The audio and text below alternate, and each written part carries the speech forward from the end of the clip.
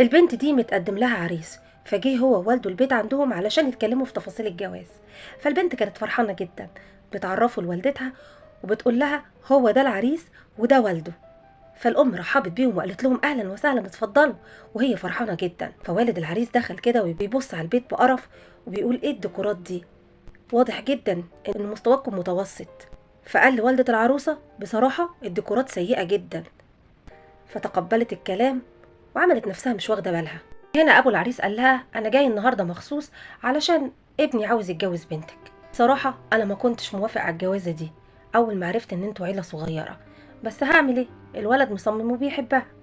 فكمل كلامه وقال لها أنا مش عارف الولاد مستعجلين ليه على الجواز، كانوا يصبروا شوية، مش لما نسأل عليكم ونشوف مستواكم كويس ونتأكد منه.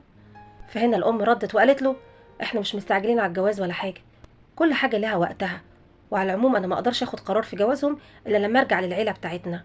فهنا ابو العريس قال لها على العموم علشان تبلغي عيلتك بالتفاصيل فانا هقول لك شروطنا.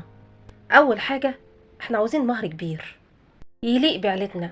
انا عارف ان المفروض العريس هو اللي بيدفع المهر، بس في حالتكم انتوا اللي تدفعوا، لاني انا ابني 1000 واحده تتمناه، فطبعا ده شرف ليكم، فانتوا اللي هتدفعوا المهر.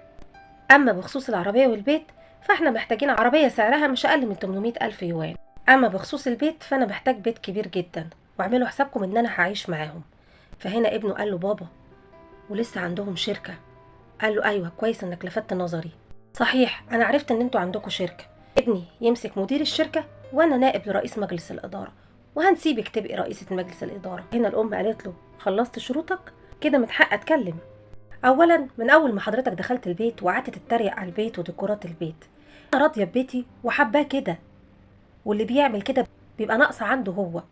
ثانيا انا بنتي يتمناها 1000 عريس، مش مستنيه ابنك عندك 1000 عروسه تتمناه، اتفضل روح جوزه واحده من ال1000 دول واخرج بره بيتي، ما عنديش بنات للجواز. الام عملت الصح، ونصيحه لكل بنت، اللي يبيع كرامتك في اول الطريق هيهدك في نصه، اختاري اللي يشيلك في عينه مش يحطك تحت رجليه. صلوا على النبي في التعليقات.